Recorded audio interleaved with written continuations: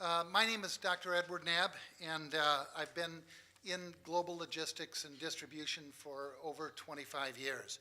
But when it came down to the WMS system that would drive the warehouse control system, there really weren't canned systems available to do that. There's a lot of people that aren't satisfied with the functioning of their WMS system. Hi, once again, thank you. I'm Don Benson. I've been involved in warehouse management systems for a long time, and the core of it is that there's lots of good warehouse management systems out there. And it's not my position, I don't think it's appropriate to say that your success or your failure with a warehouse management system is a function of the technology. Our belief is, and the point that we think we're making that nobody else is making, is it's in the user. And from my perspective is a warehouse management system is really successful when you practice at it, when you work at it, when you learn it as a tool. It's a much more complex and difficult tool than a forklift. How do we do that? And we want to talk about that in a way that I hope you can learn something that you can take back tomorrow to your warehouse, your distribution center, and start making a difference. We're presenting this information because we think that we haven't been paying attention to that dimension. The media doesn't talk about that. The vendors don't talk about that. We think that somehow or other we can buy it and make it work, and the reality of it is we're moving up a level. What is your responsibility with a WMS? There's significant numbers of you don't have one.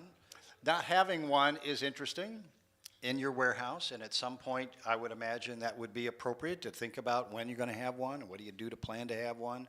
Is it still making that kind of difference as competition comes along and wants you to change the way in which you service your customers?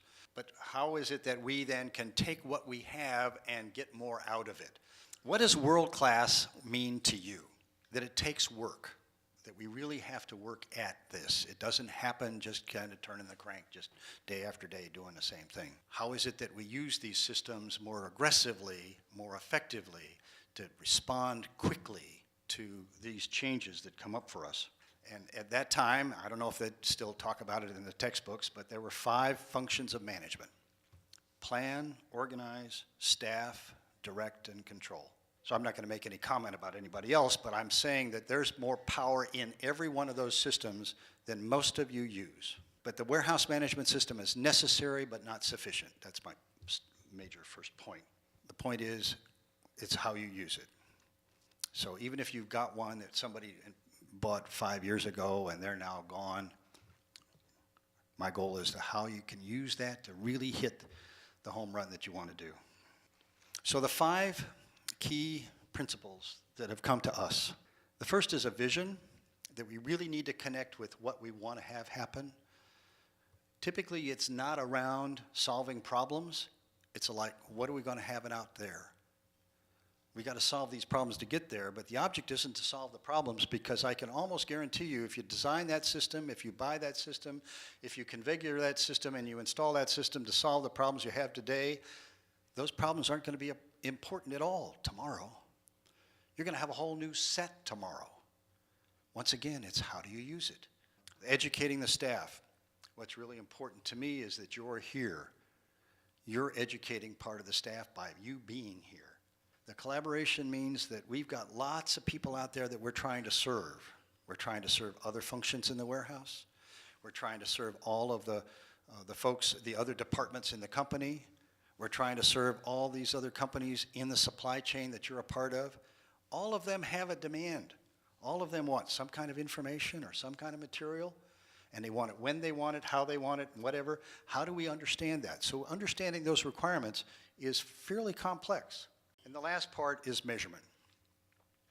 And measurement to me is the control element in the functions of management.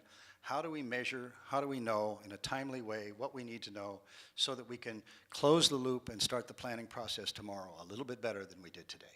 What do they really, what's their outcome? What is it that they want to achieve? Which is different from what information do they want? And we never find that out unless we have a relationship, unless we talk with them. How do we scale it up and down and up and down? And how do we plan for it? How does the system support us? How do we use that system to be effective so that every day the productivity level remains relatively the same? It's a process that needs to be worked on forever. And as soon as you stop, you can begin to imagine that you're diminished your position in the marketplace. How is it that we as the distribution center or the warehouse can make a real positive difference in your position in the marketplace if we were connected more effectively, more often with your stakeholders? And the more we understand their reasons, the more we understand about there are a number of different ways we can accomplish the same objective. Education is not just training. It's learning how to think a little bit differently. It's practice and so on. And we're really interested in how that education isn't just an event, but it goes on. I'm just trying to be provocative enough to ask the question that you may not have asked yourself. What is it that we can do differently? This education is desperately needed.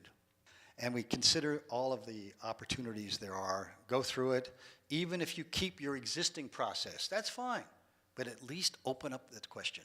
And so the question becomes, how are we measuring how we're doing? So there's lots of ways in which we make better decisions when we've got better information, and that's really exciting. There's a graphic here that won't show. All of this, any of this, you could start tomorrow.